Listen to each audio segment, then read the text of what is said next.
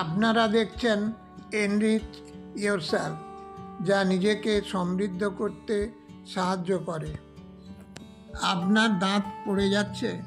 খনা বলতেন, দাঁতের পতন শুধু বয়সের নয়, হতে পারে নিয়তির সংকেত। শুনুন এক আশ্চর্য বচন। যার দন্ত আগে পড়ে তারই আয়ু ক্ষয়ে, স্ত্রীর দন্ত যদি পড়ে স্বামীর আয়ু ক্ষয়ে। অর্থ ও ব্যাখ্যা।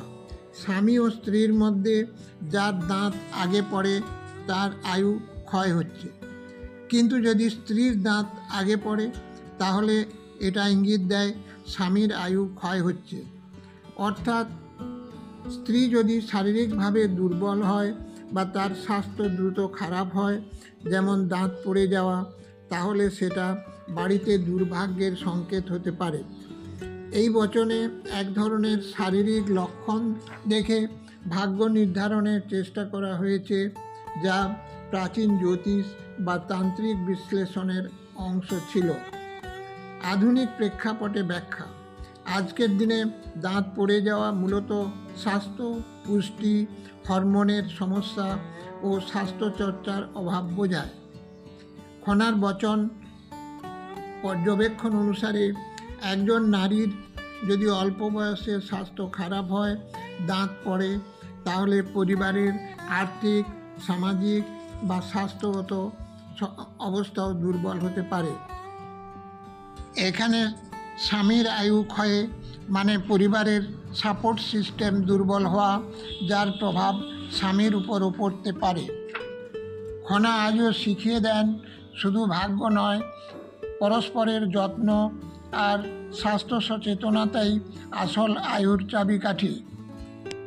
তাই দাঁতের যত্ন নিন সম্পর্কেরও, কারণ আপনার আয়ু শুধু আপনার নয়, প্রিয়জনেরও ভরসা।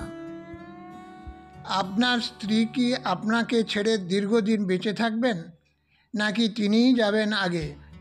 খনা কিন্তু বলেছিলেন অঙ্ক কষেই বের করা যায় স্বামী স্ত্রীর আয়ুর পার্থক্য।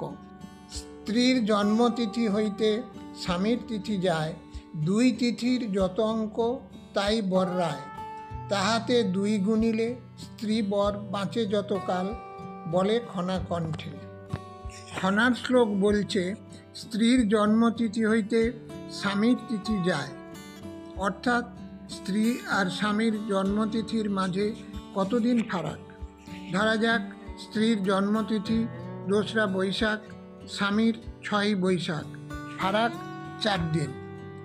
দুই তিথির যত অঙ্ক তাই বর রায়, তাহাতে দুই গুণিলে স্ত্রী বর বাঁচে যতকাল, মানে 4 গুণ 2 সমান 8 বছর। স্ত্রী স্বামীর চেয়ে 8 বছর বেশি বাঁচবেন। এখন প্রশ্ন হচ্ছে, এটা কি সত্যি কার্যকর? না। খনার অনেক কথার মতো এটা এক ধরনের প্রাচীন লোকজ্যোতিষ, যার উদ্দেশ্য ছিল মানুষের ভবিষ্যতের কথা ভাবতে শেখানো। কিন্তু বাস্তব বলছে বছর না, বর টিকে থাকে যতদিন স্ত্রী তাকে ভালোবাসে। আজকের দিনে দাঁড়িয়ে আয়ু মাপা যায় না অঙ্কে, মাপা যায় যত্নে।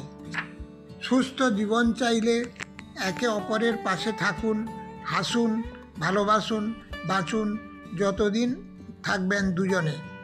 যত্নই আসল আয়ু। শুধু নামের দৈর্ঘ্য দেখে বুঝে নিন সংসারের সুখ দুঃখ। খনা বলেছিলেন স্ত্রীর নাম বড় হলে স্বামীর আয়ু কমে যায়। সত্যি, নাকি সমাজের তৈরি এক মনস্তত্ত্ব? চলুন জানি এই বচনের গভীর মানে। খনার বচন, যে স্ত্রীর নাম বড়, স্বামীর নাম ছোট, সংসারে শোক, স্বামীর আয়ু ক্ষয় তত। খনার এই বচনে বলা হচ্ছে, যদি স্ত্রীর নাম হয় দীর্ঘ আর স্বামীর নাম হয় ছোট, তবে সংসারে অশান্তি বাড়ে এবং স্বামী দীর্ঘায়ু পান না। ব্যাখ্যা। এটি কোনো জ্যোতিষীর অঙ্ক নয়, বরং প্রতীকী। স্ত্রীর নাম বড়, স্ত্রীর প্রভাব বেশি। স্বামীর নাম ছোট, স্বামীর অবস্থান তুলনায় দুর্বল।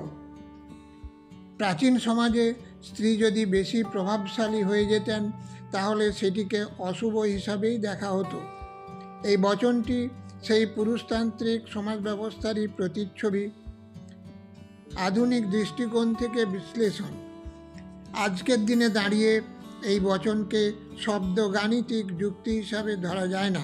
স্ত্রীর প্রভাব বা সাফল্য মানেই সংসারের ক্ষতি নয়, বরং এখন বুঝি সম্পর্কে ভারসাম্য, সম্মান ও বোঝাপড়াই সবচেয়ে জরুরি। নাম নয়, মন মানসিকতার দৈর্ঘ্যই সম্পর্কের স্থায়িত্ব ঠিক করে। উপসংহার। খনা যা বলেছিলেন তা নিছক ভবিষ্যৎবাণী নয়, বরং সমাজের অবচেতন মনের প্রতিচ্ছবি। এই বচনের মাধ্যমে তিনি হয়তো সেই সময়ের অন্তঃসম্পর্ক ও শক্তির ভারসাম্য তুলে ধরেছেন, যা আজও বিশ্লেষণের যোগ্য।